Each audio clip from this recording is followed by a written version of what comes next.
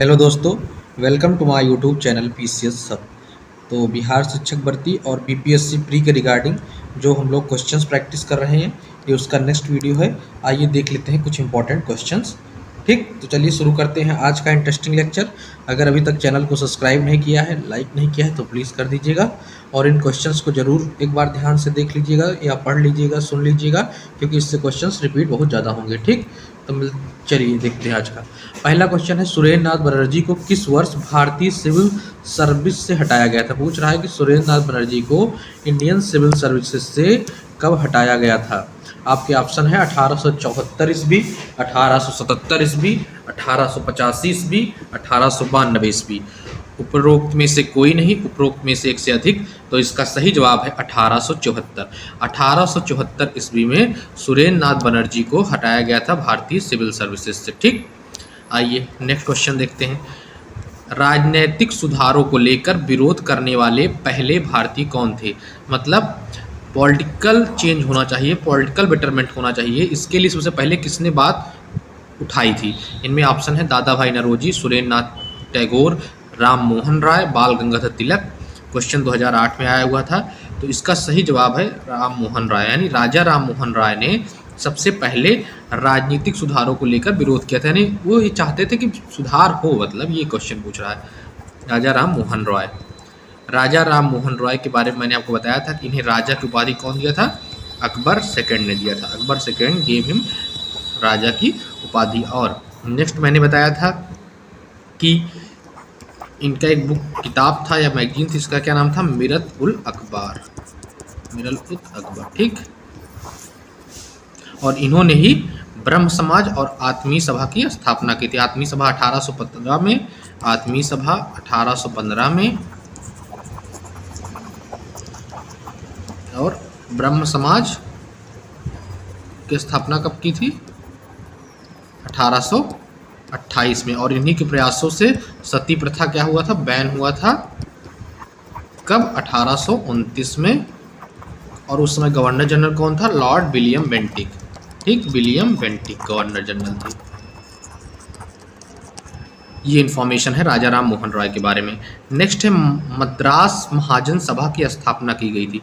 पूछ रहा है कि मद्रास महाजन सभा की स्थापना कब हुई थी, 1880 में, 1882 में, 1881 में, 1883 में। एक ऑप्शन और ही जोड़ दे रहा हूँ, उपरोक्त में से कोई नहीं, उपरोक्त में से एक से अधिक। क्वेश्चन आया 2011 में, तो इसका सही जवाब ई होगा। क्यों होगा ई, क्योंकि स्थापना 1884 में हुई थी मद्रास महाजन सभा की।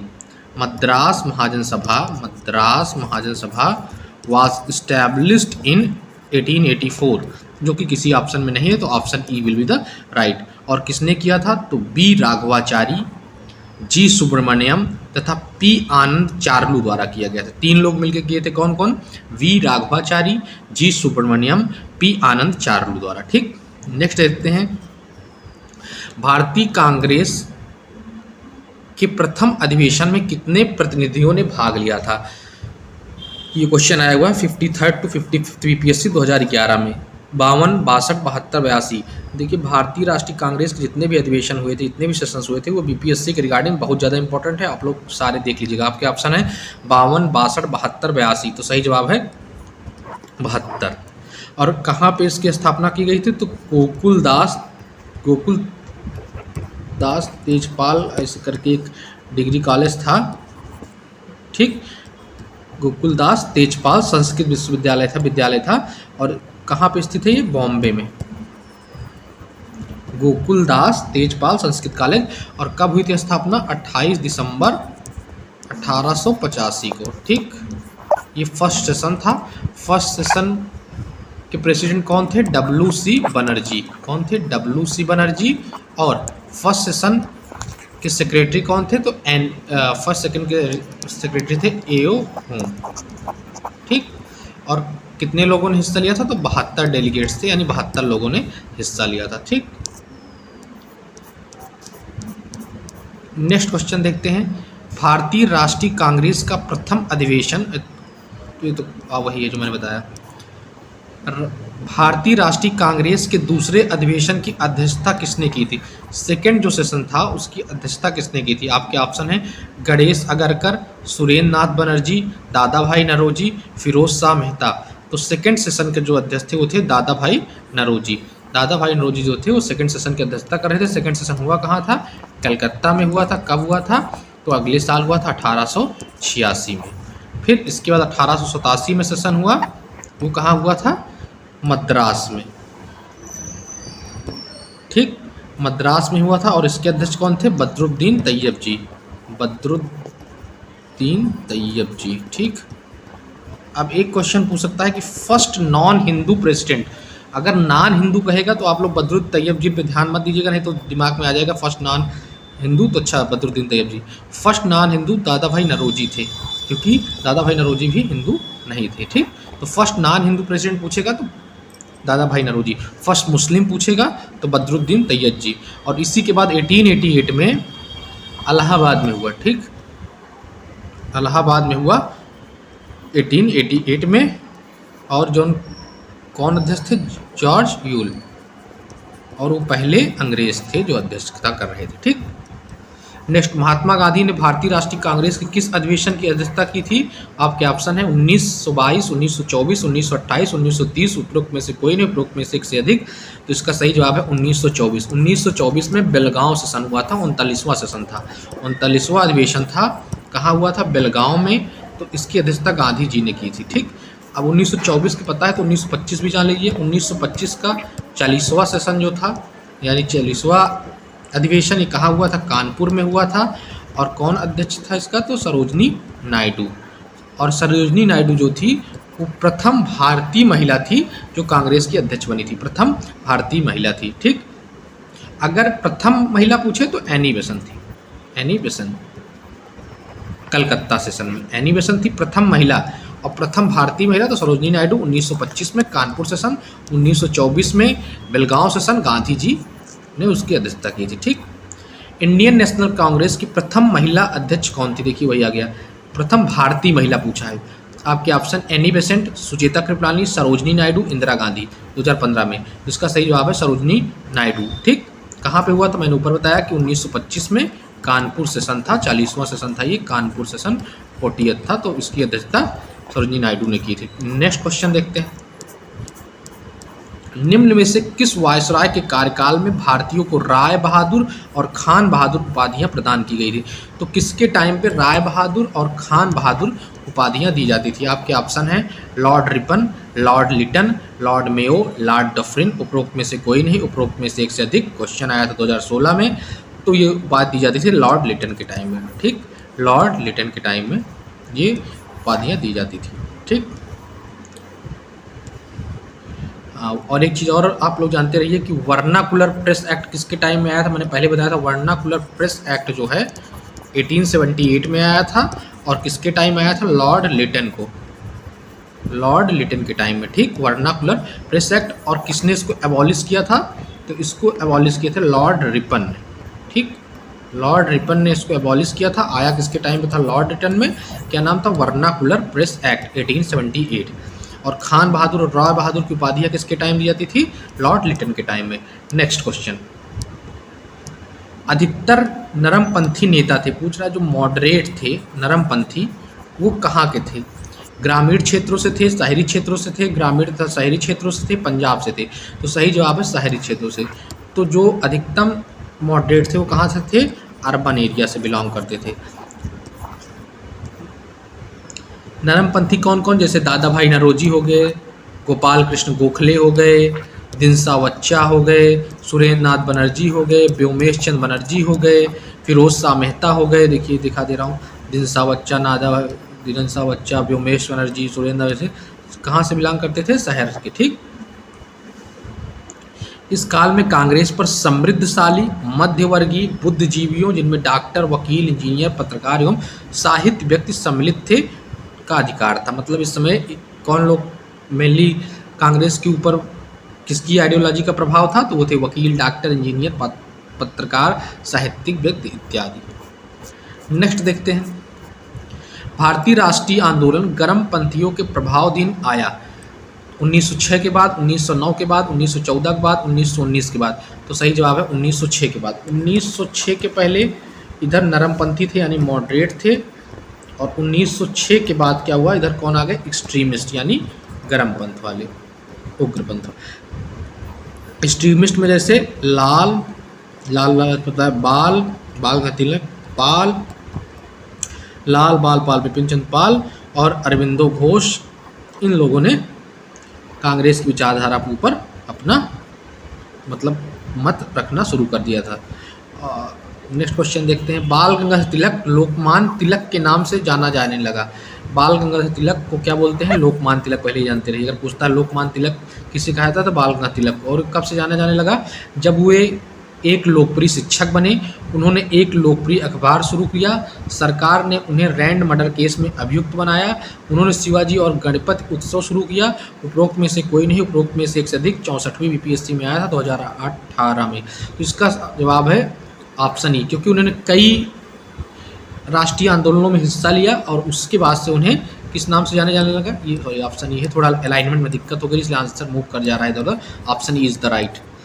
तो कई राष्ट्रीय आंदोलनों में भाग लेने के कारण लाला लाजपत राय को क्या कहा जाने लगा, लोकमान्य तिलक। ठीक, जैसे कि एक उदाहरण से उन्होंने जब रैंड की हत्या मामले में अभियुक्त बनाया गया तो उनके लिए उनको जेल भेजा गया। ऐसे अनेक राष्ट्रवादी कार्यों के बाद लोकमान्य तिलक की उपाधि दी गई थी उनको। ठीक, नेक्स्ट, निम्नलिखित में से कौन सा नेता कांग्रेस के गरम दल से संबंधित है, तो मैंने ऊपर ही बताया था, लाल बाल पाल और अरविंदो घोष। देखिए अरविंद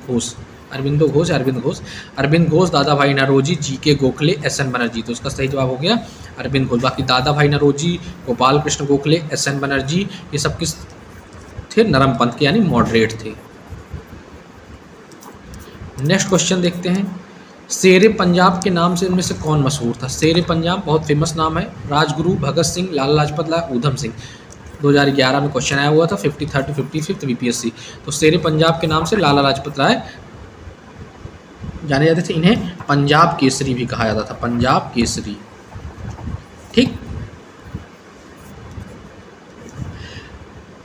और ये इनकी मृत्यु कब हुई थी, जब वो साइमन कमीशन आया हुआ था तो उसका ये लोग विरोध कर रहे थे और उसी में जब आर्डर हुआ, पुलिस ने लाठीचार्ज किया तो इनकी मृत्यु हो गई थी। बहुत ज़्यादा इनके ऊपर अत्याचार हुए थे, उसमें मारे पीटे गए थे, इसके कारण इनकी मृत्यु हो गई थी, घायल हो गए थे। और इसके कारण 27 नवंबर 1928 को उनका देहांत हो गया था। कब हुआ था, 27 नवंबर 1928 को। तो ये भी आप लोग जानते रहिए। ठीक, इन्हें पंजाब केसरी और शेरे पंजाब के नाम से जाना जाता था। अभिनव भारत से संबंधित है, वी.डी. सावरकर, सी.आर. दास, बी.जी. तिलक, एस.सी. बोस, सुभाष चंद्र बोस। तो बाल गंगाधर तिलक, आर.सी. दास, सी.आर. दास, चित्तरंजन दास, सुभाष चंद्र बोस या बी.डी. सावरकर यानी। तो सही जवाब है बी.डी. सावरकर ने बनाया था अभिनव भारत 1904 में। ठीक, 1904 में कहाँ पे, नासिक महाराष्ट्र में किसकी स्थापना हुई थी, अभिनव भारत की। किसके द्वारा, बी.डी. सावरकर द्वारा। पहले इसका नाम मित्र मेला था 1899 में, 1899 में मित्र मेला बनाया गया था और बाद में उसी की परिवर्तित कर दिया गया था एक गुप्त सभा में, जिसे नाम दिया गया अभिनव भारत। यानी क्या नाम था, पहले बना मित्र मेला 1899 में, तो बाद में उसको एक गुप्त सभा के रूप में कन्वर्ट कर दिया गया था और उसका नाम दे दिया गया अभिनव भारत। कब, 1904 में, अभिनव भारत। मुजफ्फरपुर में किंग्सफोर्ड की हत्या का प्रयास कब किया गया था, पूछ रहा है। मुजफ्फरपुर में जो किंग्सफोर्ड की हत्या हुई थी उसका प्रयास कब किया गया था, 1908, 1909, 1907, 1911।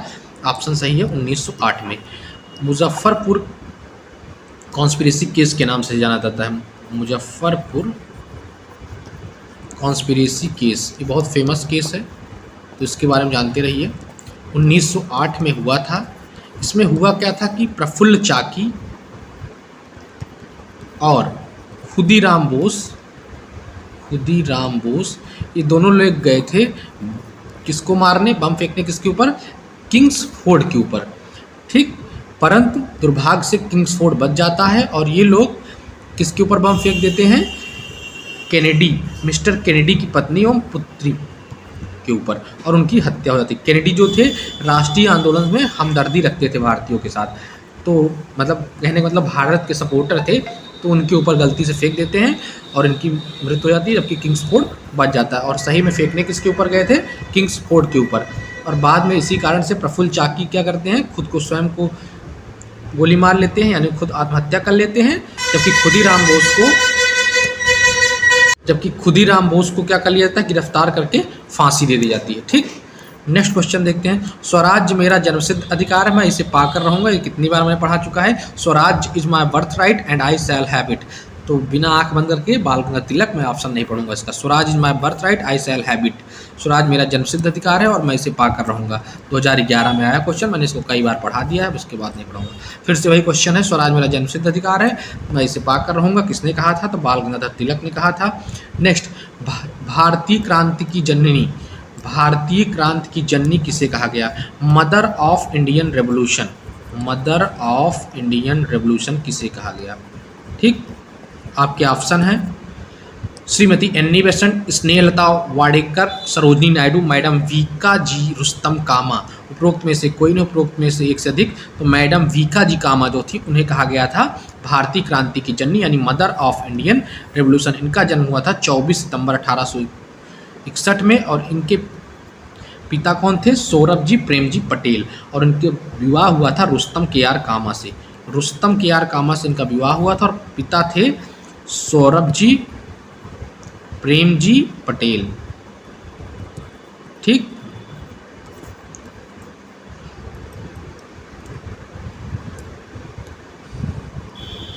और ये जो है दादा भाई नौरोजी के निजी सचिव के रूप में भी इन्होंने सेवा की थी, मतलब दादा भाई नौरोजी के निजी सचिव भी थी। ठीक, नेक्स्ट क्वेश्चन आगे देखते हैं। लॉर्ड कर्जन द्वारा 1905 में किया गया बंगाल विभाजन किस वर्ष रद्द किया गया था? तो आपको पता होगा कि एनुलमेंट ऑफ, एनुलमेंट मतलब रद्द करना, एनुलमेंट ऑफ बंगाल विभाजन यानी बंगाल पार्टीशन कब हुआ था? आपके ऑप्शन है 1911, 4, 6, 7। तो 1911 में इसका एनुलमेंट किया गया था बंगाल विभाजन का। बंगाल विभाजन का सबसे पहले अनाउंसमेंट कब हुआ था? तो ये जानते रहिए, 19 जुलाई 1905 को। ठीक, लागू कब होने वाला था? ये 16 अक्टूबर 1905 को। इसको एनुल्ड कब किया गया, रद्द कब किया गया? 12 दिसंबर 1911 को। इसके विरोध में, यानी बंगाल विभाजन के विरोध में एक मूवमेंट चलाया गया, स्वदेशी मूवमेंट कब चलाया गया था? 7 अगस्त 1905 को, यानी अगस्त 19 डेट नहीं है तो कोई दिक्कत नहीं, अगस्त 1905 में चलाया गया था इसके विरुद्ध में मूवमेंट, जिसका नाम था स्वदेशी मूवमेंट। ठीक, कांग्रेस ने स्वराज्य प्रस्ताव 1905 वर्ष में पारित किया। इस प्रस्ताव का उद्देश्य क्या था? अपने लिए संविधान बनाने का अधिकार, परंतु ऐसा नहीं हुआ। स्वशासन सुनिश्चित करना, उत्तरदायी सरकार, स्वयं की सरकार।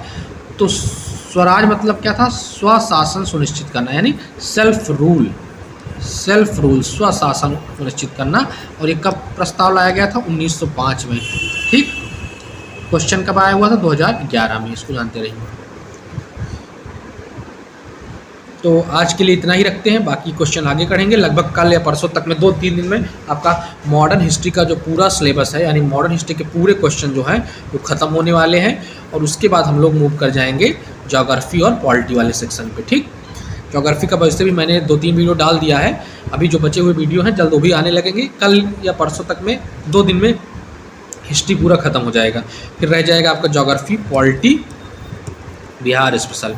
इकोनॉमिक्स मैक्सिमम करंट आते हैं तो उसको पढ़ा दिया जाएगा सारा वहाँ से, उसमें हम लोग क्वेश्चन करेंगे, कम क्वेश्चन करेंगे, उसमें फैक्चुअल इन्फॉर्मेशन बहुत होती है तो उसको मैं सारा पढ़ा दूंगा। जैसे फैक्चुअल इन्फॉर्मेशन, जैसे बिहार का सेंसस हो गया और इंडियन सेंसस हो गया, बिहार का बजट हो गया और इंडिया बजट हो गया, बिहार का इकोनॉमिक सर्वे हो गया और इंडिया का इकोनॉमिक सर्वे हो गया।